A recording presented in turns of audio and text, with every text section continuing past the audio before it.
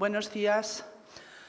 Antes de empezar, como saben todos ustedes, hoy es día 8 de marzo, es el Día de la Mujer, y en este país al menos había convocada una huelga, hay convocadas manifestaciones, paros, y obviamente cuando organizamos el Congreso no teníamos constancia de que esas convocatorias se iban a producir. Pero no puedo menos que mostrar todo mi apoyo a esas mujeres que hoy se están manifestando, y aunque sea paradójico, estoy aquí, pero también estoy fuera. Por supuesto, estoy muy a gusto en el Congreso, estoy aprendiendo muchísimo y el 80% de mí está aquí, sin duda.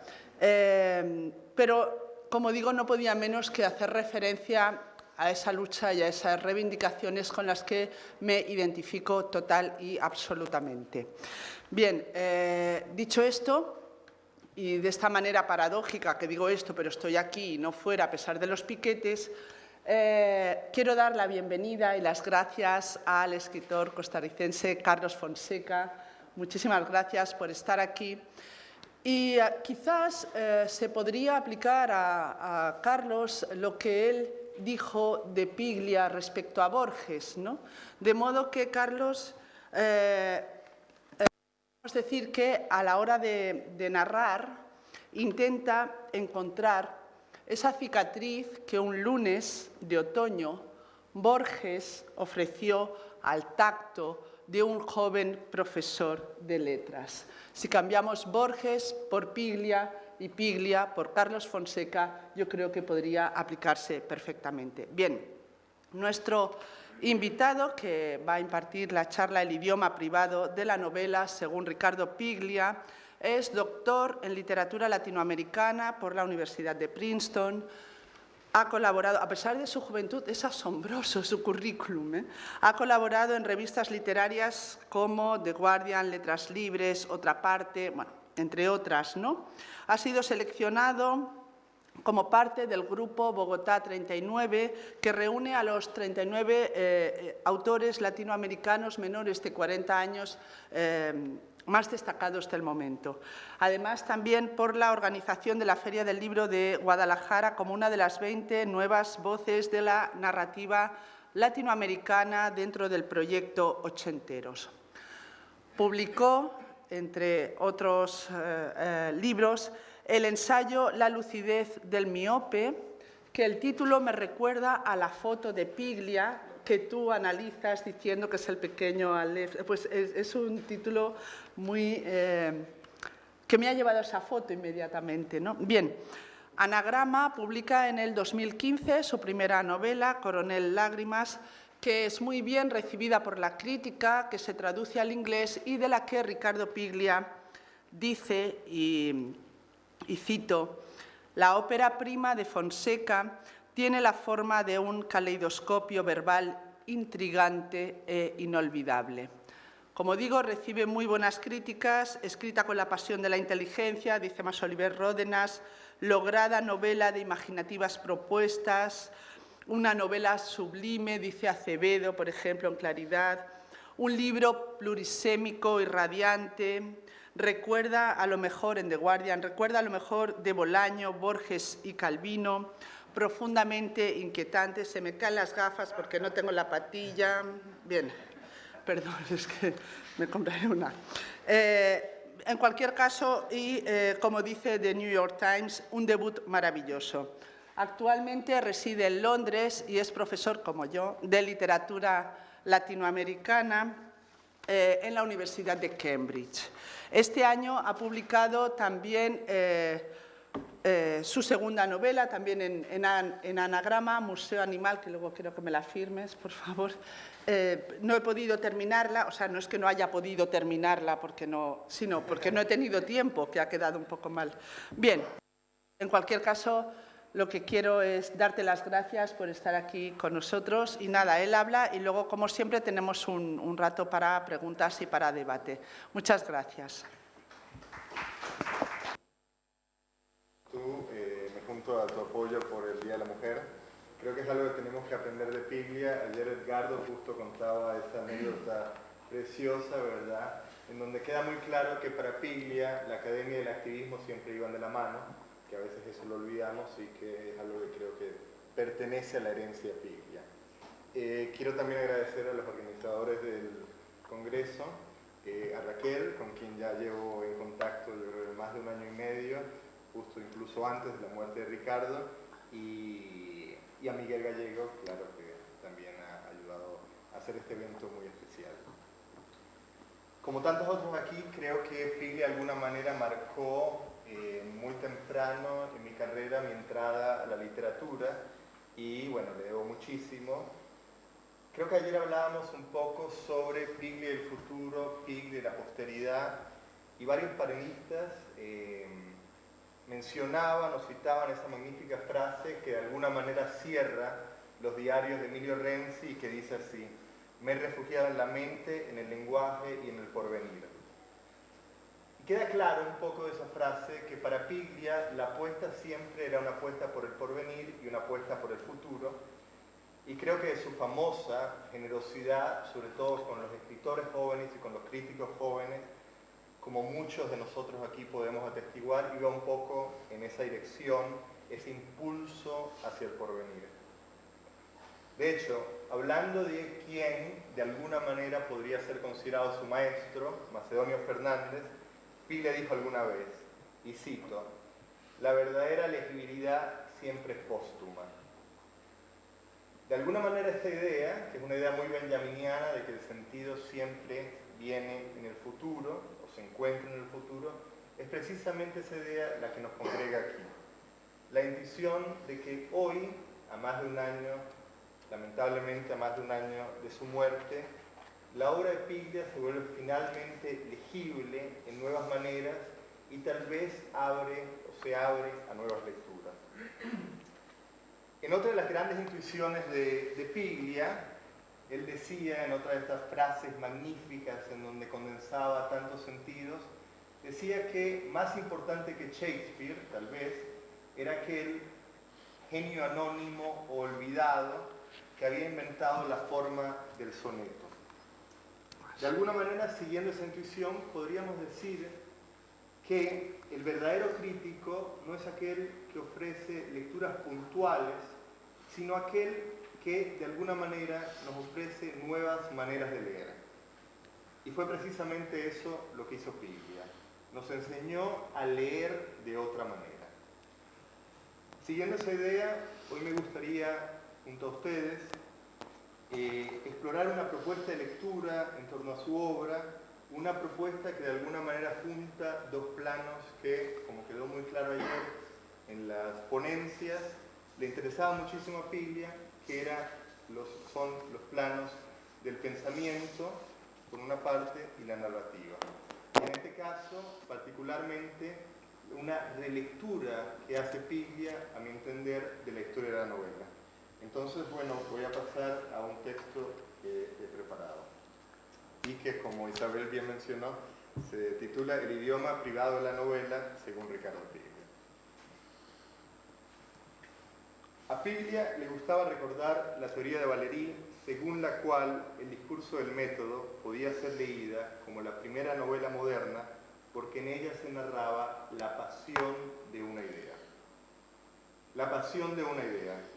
Con un simple giro de frase, Piglia ataba en el nudo o el corazón mismo del género de la novela un nudo entre el plano conceptual y el plano emocional que pronto se volvería la firma distintiva de su obra.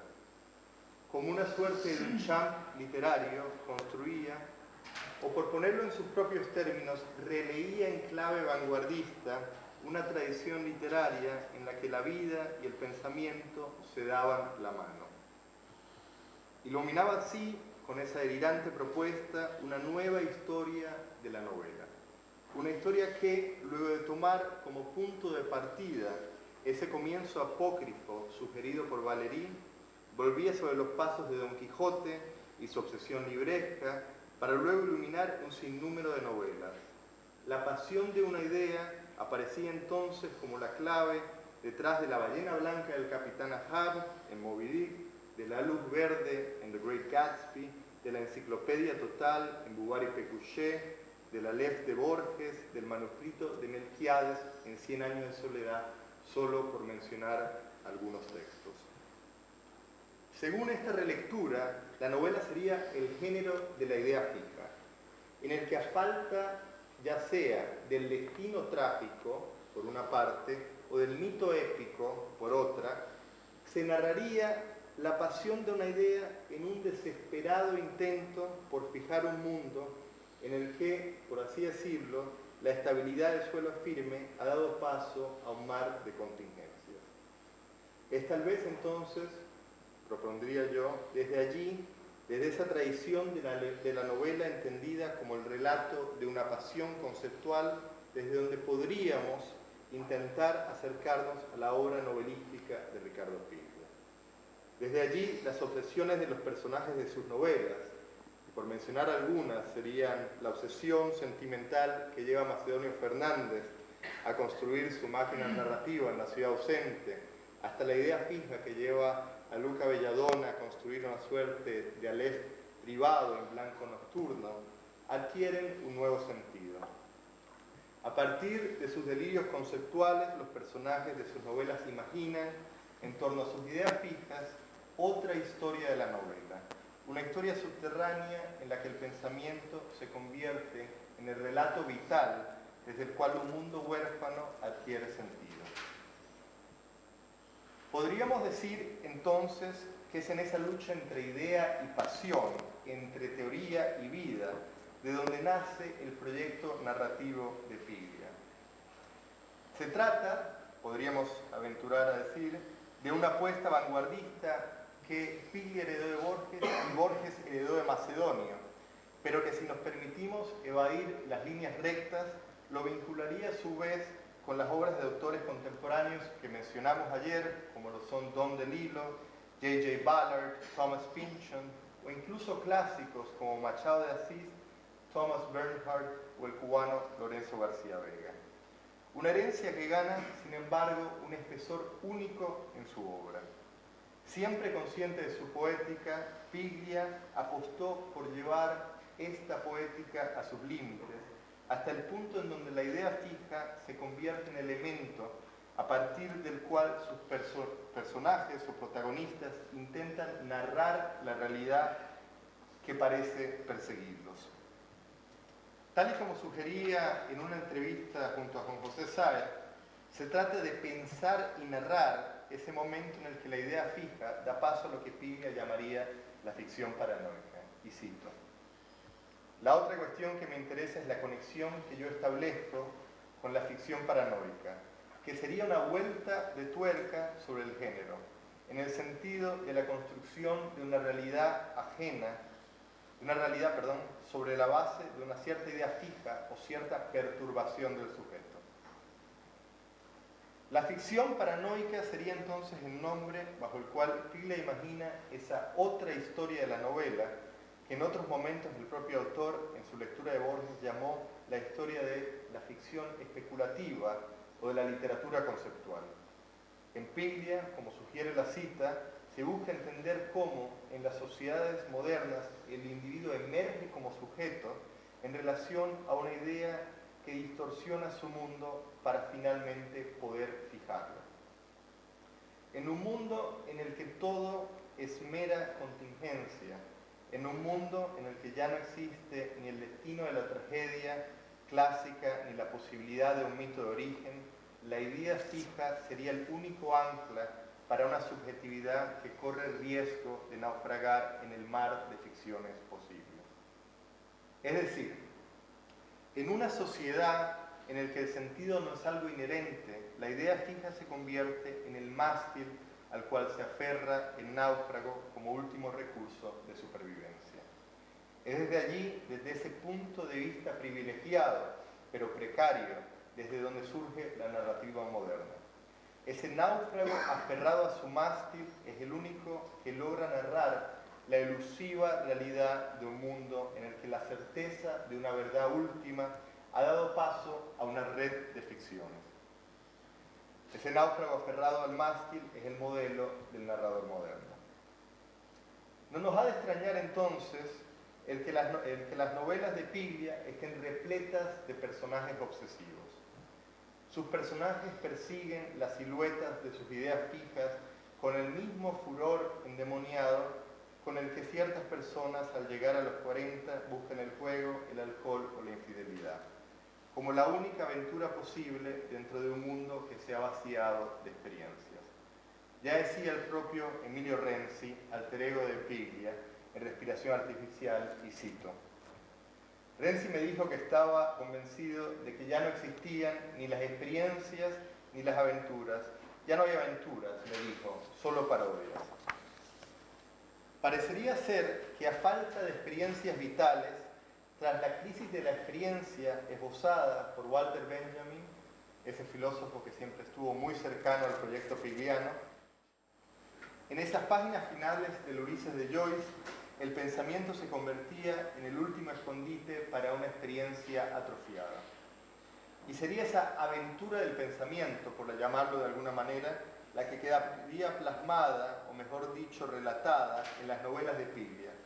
Estoy pensando en la obsesión histórica de Marcello Maggi en Respiración Artificial, hasta las ideas fijas que llevarían, como mencionamos ayer, a Thomas Munch al delirio terrorista en Camino de Ida, sin olvidar esos grandes laboratorios narrativos que encuentran su expresión técnica en La máquina de Macedonio, en La ciudad ausente, y en La máquina Nautilus de Luca Belladonna, en Blanco Nocturno, dos novelas en donde la ciencia delira con la posibilidad de hallar un artefacto que encarne la esencia de la narración. En Piglia, narrar la aventura del pensamiento se vuelve indistinguible de buscar lo que él llamó esa forma inicial u origen de la ficción que abre la posibilidad del relato. Sus personajes, caballeros de la fe del pensamiento, hombres y mujeres que siempre se arriesgan a ser considerados locos, se adentran en el corazón de las tinieblas del relato moderno y buscan encontrar allí el diamante puro en el que queda condensada la esencia que ata el pensamiento a la ficción. Ya apuntaba el argentino en una de las múltiples reflexiones inscritas en Prisión Perpetua, su nouvelle sobre la ficción paranoica, que toda idea fija es el polo magnético en torno al cual el individuo moderno construye un mundo privado. Y cito: no hay nada más bello y perturbador que una idea fija, inmóvil, detenida, un eje, un polo magnético, un campo de fuerza psíquico que atrae y devora todo lo que encuentra. ¿Ha visto alguna vez una luz imantada? Se traga todos los insectos que se le acercan, los trata como si fuera de fierro. He visto volar interminablemente a una mariposa en el mismo lugar hasta morir de fatiga. Todos hablan de obsesiones, dijo Steve. Nadie las explica tal cual son. La obsesión se construye, dice mi padre. He visto construirse obsesiones como castillos de arena. Solo se necesita un acontecimiento que nos altere drásticamente la vida.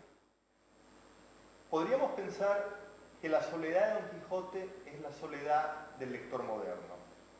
En torno a su figura sobrevuela un aura de silenciosa incomprensión.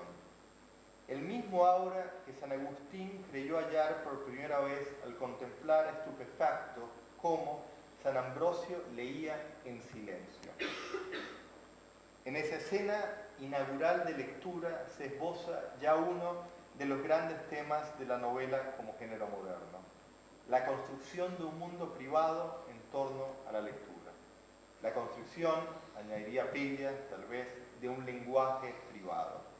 Y es que, en su obra, la idea fija siempre da paso al idioma privado, tal y como queda claro en Prisión Perpetua, en el fragmento que le sigue a la reflexión antes citada.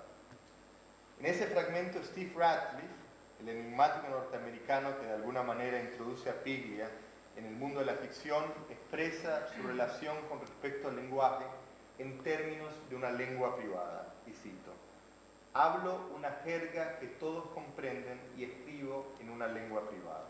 Cierro cita.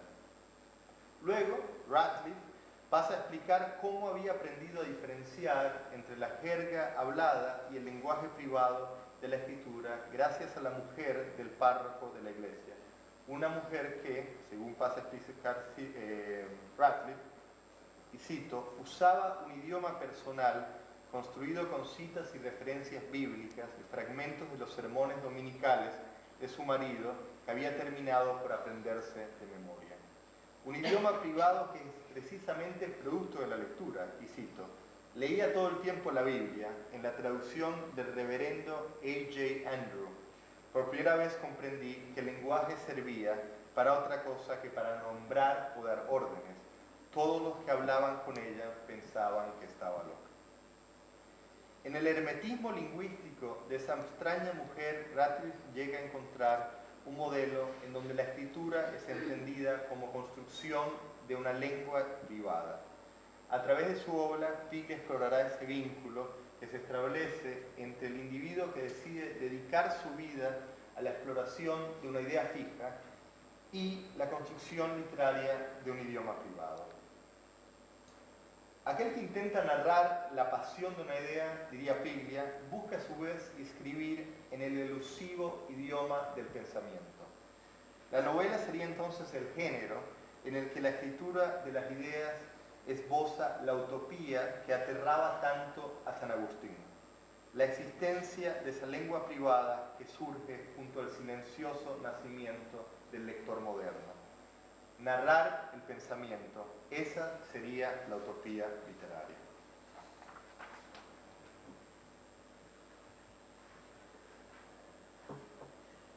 Voraces, obsesivos, maniáticos, siempre al borde de la locura, los personajes de Piglia juegan a hacer realidad la famosa idea de Ludwig Wittgenstein, quien en un fragmento de sus investigaciones filosóficas imaginaba eso que él llamaba precisamente la existencia de un lenguaje privado, un lenguaje que nada más entendiese aquel que lo escribe y lo habla. Para Wittgenstein nada más se trataba de una utopía que a fuerza de golpes analíticos y de lógica él decidió desbaratar o demostrar como imposible. Para Piglia se trataba en cambio de la utopía literaria por excelencia, aquella que llevó al propio Joyce a escribir su Finnegan's Wake. Y cito, una utopía en la que el tipo de lengua generada por la literatura es una lengua casi propia, que se aleja de los registros locales o nacionales. Creo que el Finnegan's Wake de Joyce apunta en esa dirección, pese a que Joyce era un escritor rencorosamente irlandés. Una lengua escrita en un idioma privado, es ahí el anhelo de muchos de los protagonistas de la literatura conceptual de Piglia.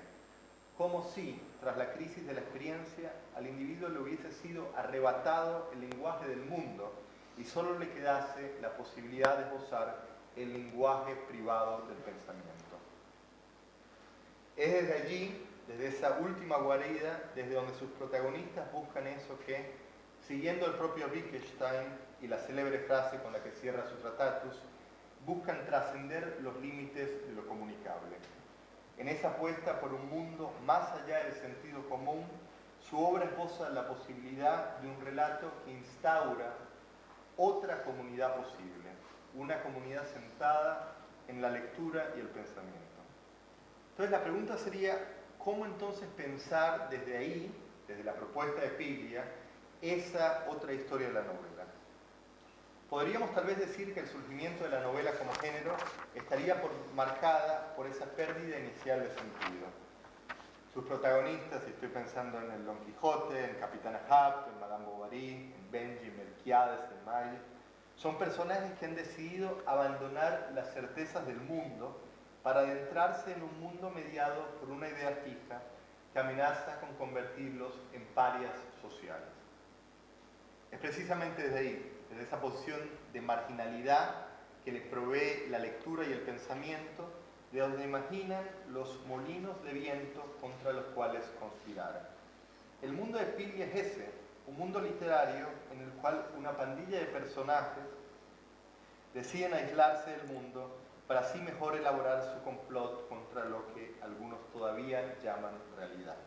Un poco relacionado con lo que ya hablábamos de ese terrorismo en contra de la realidad y del realismo.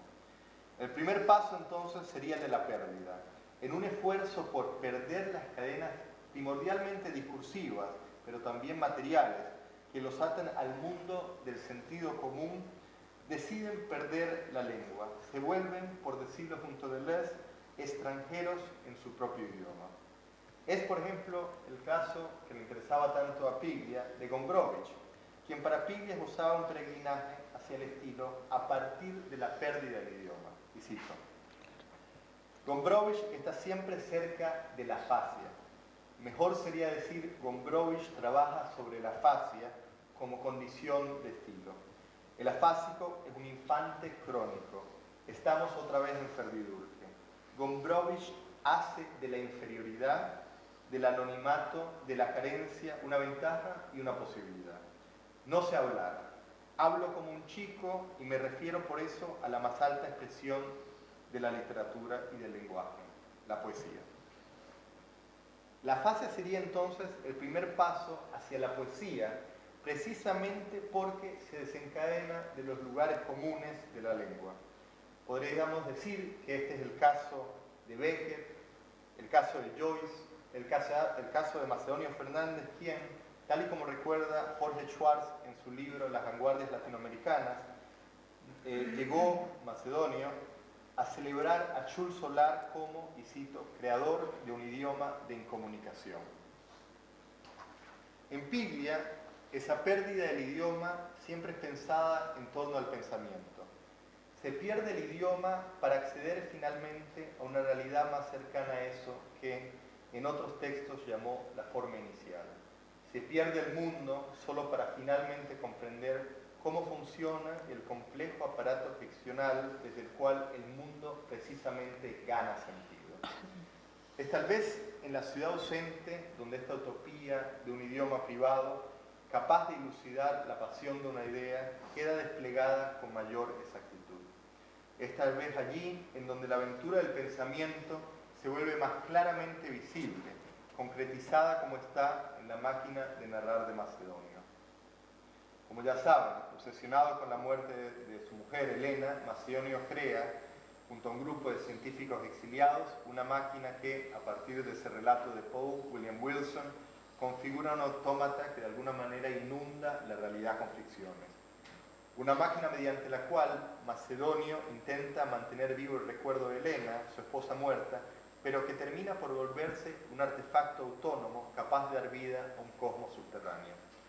La muerte de Helena se convierte en la idea fija que da paso a una ficción conceptual que se adentra en la red de ficciones que conforman a la urbe contemporánea. Como siempre en Piglia, la ciudad ausente esboza una suerte de alegoría conceptual, por llamarlo de algún modo, en torno al origen mismo de la ficción. La idea de hallar la forma inicial del relato, el aleph de la narración, es la utopía que recorre la novela a modo de eco y que acaba conectando las empresas de cada uno de sus protagonistas. Es esta también la utopía que inevitablemente acaba condenándolos a la soledad y a la incomprensión. Y es que en sus búsquedas del corazón originario del lenguaje, sus personajes terminan adentrándose en la construcción de un idioma privado.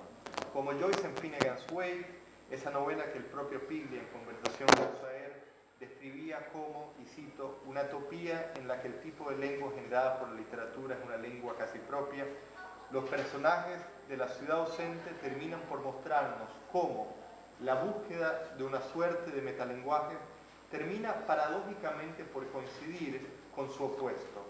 Termina por adentrarse en los lenguajes o laberintos paranoicos de las lenguas privadas. No en vano Joyce, en su intento por construir una novela que apuntase a una suerte, por así llamarlo, de Edén prebabélico, terminó por escribir un texto cuyo sentido solo parecía entender él. No en vano tampoco la presencia de Joyce y sobre todo del Finnegan's Wake sobrevuela la novela de Piglia, la ciudad ausente, a modo de mito de origen. De hecho, la empresa joyciana se convierte en el modelo de esa lengua universal que persiguen los discípulos de la máquina de Macedonio en la ciudad ausente.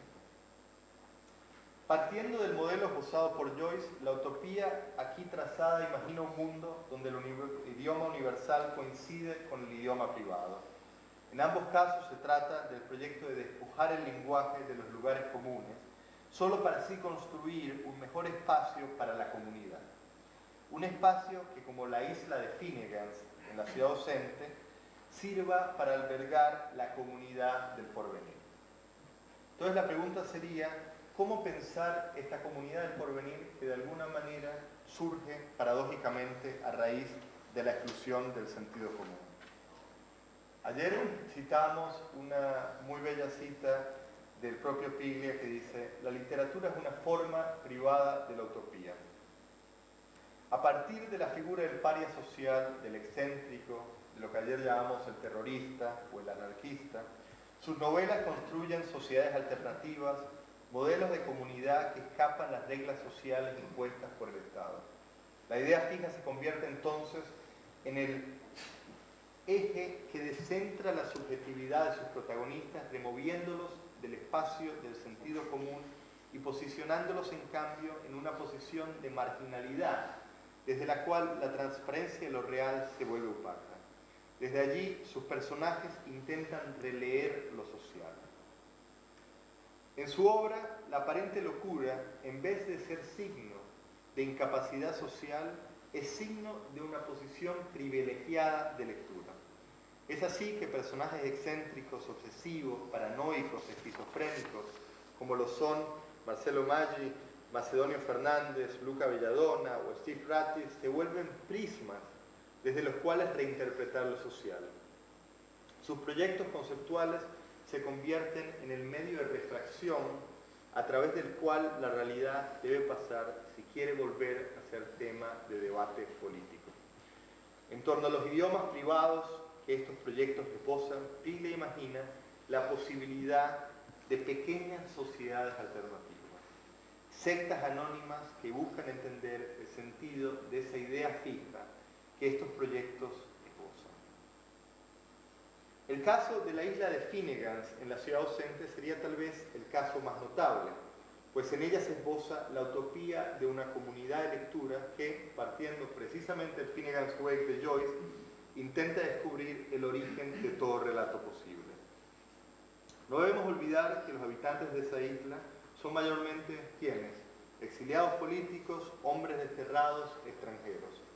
De alguna manera, sin saberlos, todos buscan eso que Deleuze, tanto en Crítica y Clínica como en sus textos sobre Kafka, ha llamado la literatura menor.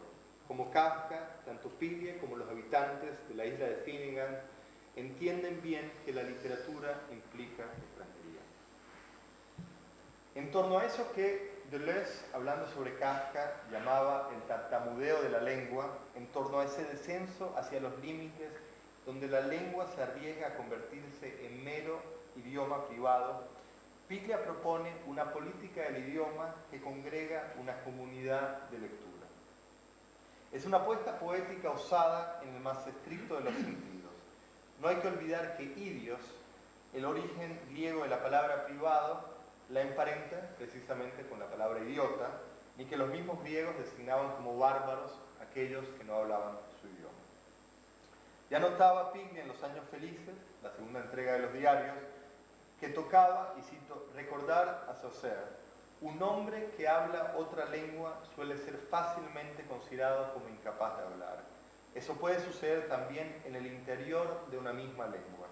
La palabra griega bárbaro parece haber significado tartamudo y es pariente del latín balbus, y en ruso a los alemanes les llaman nemski, los mudos. Aminorar la lengua significa entonces arriesgarse a ser el idiota y el bárbaro, el tartamudo, atreverse a ser el miembro fuera de la comunidad. Es repetir de alguna manera ese gesto inaugural de ese lector, del primer lector moderno que fue San Ambrosio, cuya silenciosa lectura hizo pensar a San Agustín que se trataba de un mero idiota. Y es precisamente desde allí, desde esa posición de marginalidad, desde donde los protagonistas de las novelas de Piglia tejen otras comunidades posibles. Herederos de San Ambrosio, sus protagonistas parten de la lectura para desde allí crear sociedades alternativas, comunidades de lectura. Desde allí construyen eso que, siguiendo a Juan Ramón Jiménez, podríamos llamar la inmensa minoría. Una comunidad que ha apostado por interpretar el mundo desde el prisma propuesto por el libro. No ha de extrañar entonces que Wittgenstein sea una de las referencias constantes de los personajes de Piglia, desde el personaje de Tardevsky en Respiración Artificial, que estudió en Cambridge con el propio Wittgenstein, hasta la historia de Jim Nolan, el militante de la resistencia gaélico-celta, en torno a cuya invención se basa la máquina de Macedonia. Y cito, el mito de la construcción de la máquina, el mito dice que con los restos del naufragio construyó un grabador, regresamos a la idea del grabador de ayer, construyó un grabador de doble entrada con el que era imposible improvisar conversaciones usando el sistema de los juegos lingüísticos de Wittgenstein. Sus propias palabras eran almacenadas por las cintas y reelaboradas como respuestas a preguntas puntuales. Lo programó para hablar con una mujer y le habló en todas las lenguas que sabía. Y al final era posible pensar que la mujer había llegado a amar a Nolan. En torno a esta máquina de relatos, la novela se estructura como una comunidad en donde la política y la lectura coinciden. Leer es también un gesto político. La isla, que es un espacio utópico por excelencia, se convierte en una suerte de laboratorio moderno en donde la frontera entre lo privado y lo público, entre la civilización y la barbarie, es puesta en cuestión. Los personajes de Piglia, como los de Joyce, pierden el sentido común precisamente porque buscan una comunidad más radical. Ahí recae su valentía. Como pedía Borges en su famoso ensayo El escritor argentino de tradición, se trata de ubicarse juguetonamente en la periferia para desde ahí actuar sobre la tradición, como, citando a Borges, hacían los irlandeses o los judíos con la tradición occidental. La novela, entendida por Piglia como la aventura del pensamiento, como la exploración de una idea fija, sería entonces el género que se debate por una parte entre el solipsismo y la posibilidad siempre política de una comunidad de marginales. Una banda, por así llamarlo, de Don Quijotes en busca de una comunidad que entienda su delirio. En su caso, sus novelas siempre remitían a un género anterior, en cuyo seno precisamente esta tensión entre el lenguaje privado y la experiencia pública, entre el solipsismo y la comunidad, se expresa plenamente. Estoy hablando del género del diario. Tal y como apunta el propio Piglia en la forma inicial, y cito, un diario sería la aspiración a crear un lenguaje privado. O como vuelve a repetir páginas más tarde, y cito, y cuando uno toma notas no piensa que nadie va a leer eso. Son notas que se hace a sí mismo, casi fuera del lenguaje ordinario, con una serie de convenciones y de implícitos muy extremos que a veces son muy herméticos. Tiende al criptograma. El diario sería una aspiración a usar un lenguaje privado. Wittgenstein construyó una hipótesis contraria a la posibilidad del lenguaje privado, pero en los diarios que llevó toda su vida, muchas anotaciones están cifradas y tienden al idiolecto y a la invención de un lenguaje personal. Podríamos decir, tal vez, entonces, que el diario, esa idea fija del mito Piglia, se convierta así en el substrato de sus novelas, como decíamos un poco ayer. En su decisión de publicarlos al final de su vida, ya no bajo el título de Los diarios de Ricardo Piglia, sino bajo el juguetón título de Los diarios de Emilio Renzi, Piglia nos regala una intuición final. Los diarios debían ser leídos, como ayer dijimos, en clave de ficción, en clave de novela. Maestro de desplazamientos y de camuflajes, nos regalaba en esta última movida una gran clave para entender su poética. Leídos en clave de ficción, su lectura pasa a ser una búsqueda de esa cifra vital detrás de la cual se esconde el sentido de su mundo narrativo. Estoy pues llegando al final, a la escritura del final. Maestro de las formas narrativas, Piglia siempre supo que en el final se jugaba el sentido. Tal vez por eso dejó para el final de su vida la publicación del texto que por años sirvió como una suerte de río subterráneo que alimentaba tanto su obra como su mito. La publicación en 2015 de ese primer tomo de los diarios de Emilio Renzi Significó la culminación de una vida dedicada a pensar la literatura como aquello que, si nos aventuramos a seguir el propio Wittgenstein, podríamos llamar una forma de vida. Y era precisamente el cierre de esta vida, marcado como estuvo por la enfermedad que terminaría por paralizarlo, lo que de alguna manera vendría a narrar los cuadernos. Recuerdo que la primera vez que leí los diarios de Emilio Renzi, ese tomo subtitulado Año Información, una frase me salió al paso como una especie de alfiler que puntuaba el texto, y es la siguiente frase que cito ahora. El que lee está quieto. El que lee está quieto. La frase, terriblemente dolorosa, apuntaba hacia la extraña coincidencia entre las condiciones de lectura y la enfermedad que Piglia sufriría al final de su vida. La frase, dispersa puntualmente a través de los momentos claves del texto, sugería que Piglia estaba dispuesto a pensar su vida bajo el lente de lo literario hasta el puro final. El que lee está quieto. Recuerdo que al leer la frase me dolió pensar que Piglia tenía razón y que de alguna manera su terrible enfermedad repetía uno de los grandes temas de su obra. El que lee, el que desde la lectura empieza a narrar, termina por convertirse en una suerte de Atlas inmóvil. Un hombre que gana el mundo tan pronto decide fijarse en una idea cuyos contornos lo llevarán mucho más allá de los confines locales. Recuerdo que al momento de leer aquella frase pensé en el senador de respiración artificial y recordé su aseveración y cito: estoy paralítico, igual que este país. Yo soy la Argentina, carajo. Pensé entonces en muchos de los personajes de Borges paralizados precisamente porque han visto el absoluto. Pensé en Recabarren, el protagonista del fin, narrando desde la parálisis, y esa imagen del narrador que fijando su mirada para desde ese espacio mudo poder finalmente narrar la historia, me hizo recordar los contornos del Kafka enfermizo que el propio Piglia había propuesto en Respiración Artificial. Volví a ver al Kafka de Piglia, ese Kafka moribundo que paralizado frente a la muerte comienza a comprender, y cito, el murmullo enfermizo de la historia bajo la forma de los ruidos emitidos por los animales. Ese Kafka agonizante, cercano a la mudez, incapaz de hablar, se entrega precisamente a la escritura. Y cito, de Respiración Artificial. Agoniza, ya no puede hablar. Para entenderse con sus amigos, con su mujer, Dora Diamant, solo puede escribir. Se ha quedado sin voz, dicta. La enfermedad le ha tomado la laringe. Puede oír, escribe sus últimas palabras. No hay derecho, escribe. Son sus últimas palabras, no hay derecho. El bloc apretado entre las manos, casi pegado a la cara, tendido de espaldas, no hay derecho a sonreírse del protagonista que agoniza cantando un aria. En esa escena final, Piglia establece el doloroso vínculo entre enfermedad y escritura, entre parálisis y narración, que terminaría por marcar sus días finales. 2 años más tarde, leyendo el tomo póstumo de sus diarios, titulado Un día en la vida, encontraría allí una escritura del final que se atrevía a reflexionar sobre este doloroso vínculo. Leería frases como, y cito, la enfermedad como garantía de la lucidez extrema.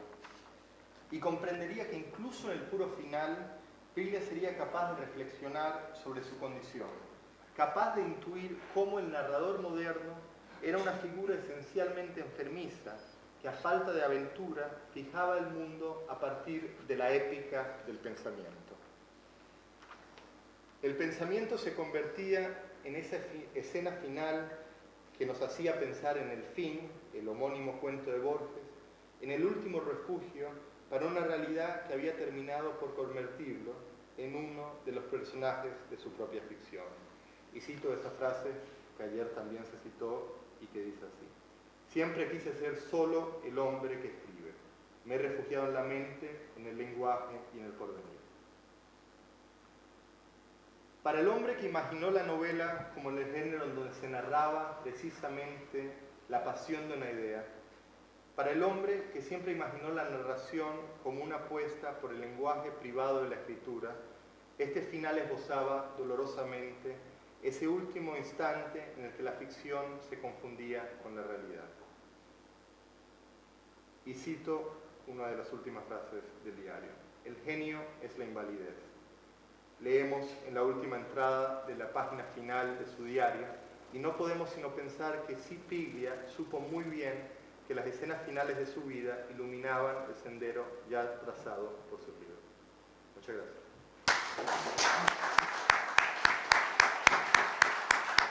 Bueno, muchas gracias, Carlos. Como saben, ahora hay un tiempo para comentarios y preguntas que seguro que va a haber bastantes. Andrés. Bravo. Buenísimo, la verdad que me gustó mucho la introducción, estaba pensando y anotando cosas. Y pensé en el diario, con lo que concluyes, como especie de modelo del idioma privado, porque uno siempre que lee un diario se pregunta, digamos, ¿para quién fue escrito? ¿No? Esta pregunta, esta sospecha que un poco planea sobre cualquier diario, del cual ayer hablábamos un poco de eso también. Es decir, uno escribe el diario para un lector o en realidad lo está escribiendo para uno mismo, y en tal caso, ¿para qué lo escribe? Quizás el lector sea uno mismo en el porvenir. De hecho, cualquiera que tiene un cuaderno, un poco a veces lo piensa así, es decir, anoto algo que luego usaré más adelante. Yo me acuerdo que inclusive que Ricardo una vez me contó que él usaba los diarios antes de ponerse a hacer este trabajo titánico de la reescritura y transcripción para los libros publicados de los diarios de Emilio Renzi. Él agarraba un cuaderno un poco al azar, lo abría y ahí encontraba algo, una anécdota de su vida, un momento, y que eso siempre le traía una emoción de esa vida, de ese momento, y que entonces usaba esa emoción en lo que estaba escribiendo en ese momento. No necesariamente la anécdota, sino la emoción que le suscitaba la anécdota o el recuerdo. Entonces, ahí es un caso de alguien que está escribiendo para el futuro. Y, perdón, medio larga, pero pensaba en general, si en la literatura, esto que vos estabas planteando, si no entendí mal, del idioma privado como especie de utopía de la literatura, yo pienso a veces cuando leo una novela, o más que nada la poesía, pero una novela también, tengo la sensación a veces de estar como una especie de colado en una conversación privada entre el narrador o la narradora y un interlocutor que no soy yo. Y es una conversación privada a la que estoy asistiendo. No sé si algo que ver con lo que estás planteando del idioma privado de la literatura o de la novela. Sí. No, muchísimas gracias. Justo cuando lo mencionaste, tu primera parte del comentario sobre la escritura del diario como una escritura, como lo que ayer mencionabas, como una cápsula del tiempo, ¿verdad? Como en Respiración Artificial, que está ese personaje que escribe para el futuro, ¿verdad? Recordé precisamente las escenas de tu documental en donde vemos a Piglia abriendo los diarios y mira acá, ¿qué es esto? ¿Qué será?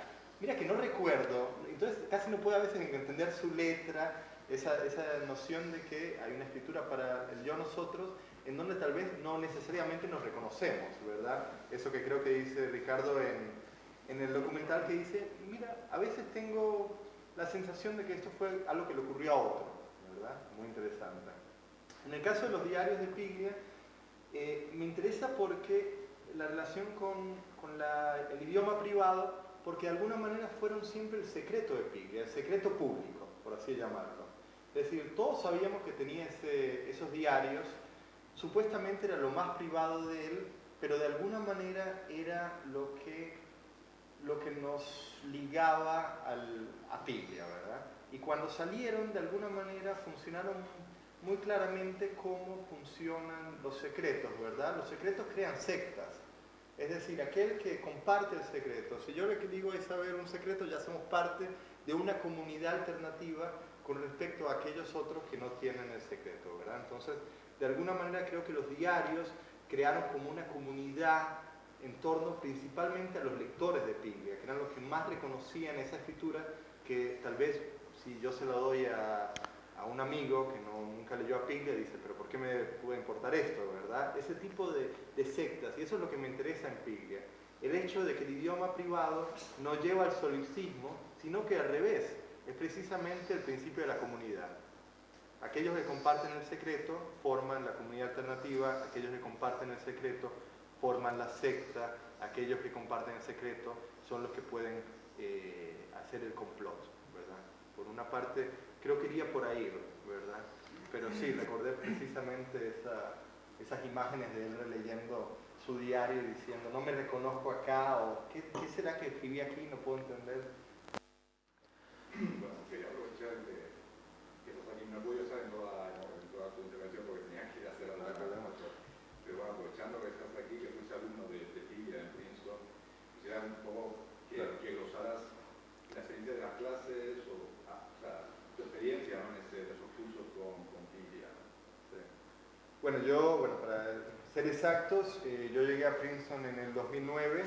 Ricardo ya estaba en sus últimos 2 años como docente, ya se iba a retirar, y dio dos de los cursos que, bueno, venía dando, tengo entendido, desde los 90 o incluso antes, las 3 vanguardias, que eran 3 propuestas de la vanguardia, Rodolfo Walsh, una propuesta más documental, el caso de Juan José Saer, que era un poco más el caso que lo ligaba a la autonomía literaria y ligado a la poesía, casi como apuntando hacia el idioma privado que yo estaba mencionando.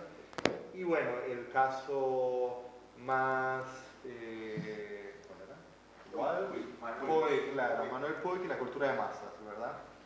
Ese era uno de los dos cursos. El segundo curso que tomé con él fue Poética de la novela latinoamericana, que era 3 vertientes nuevamente, le gustaban los tríos, parece, y era la vertiente indigenista, Arguedas, el realismo mágico, lo real maravilloso, que era Carpentier, y bueno, su vertiente más conceptual, que era Macedonio y Borges.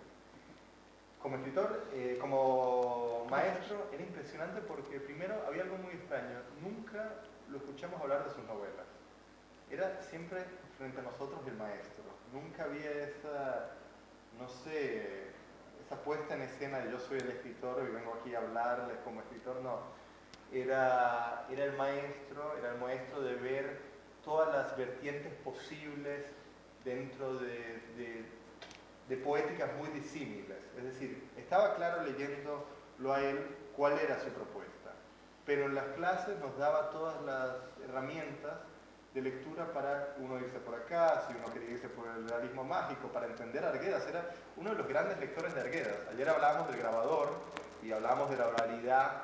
Recuerdo que Antonio hablaba de la oralidad en Piglia y en Walsh le fascinaba, por ejemplo, la introducción del grabador en la literatura latinoamericana y qué tipo de poéticas posibles hacía ese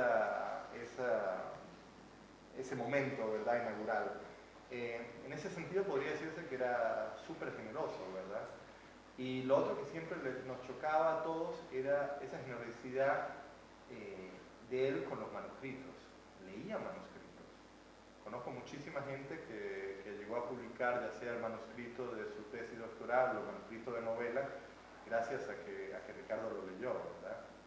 Y tenía esa teoría muy pigliana de que el primer libro era el más importante, ¿verdad? Le gustaban los comienzos, le gustaba la juventud. Creía que ahí quedaba muy claro por dónde iba a ir eventualmente la carrera del escritor. Entonces tal vez no le interesaba el libro más perfecto de un escritor que ya lleva 25 años, le interesaba esos inicios en donde todavía queda un poco borroso, oscuro la tentativa, pero en donde la poética empieza a emerger. y creo que en ese sentido era un lector de poéticas, diría yo.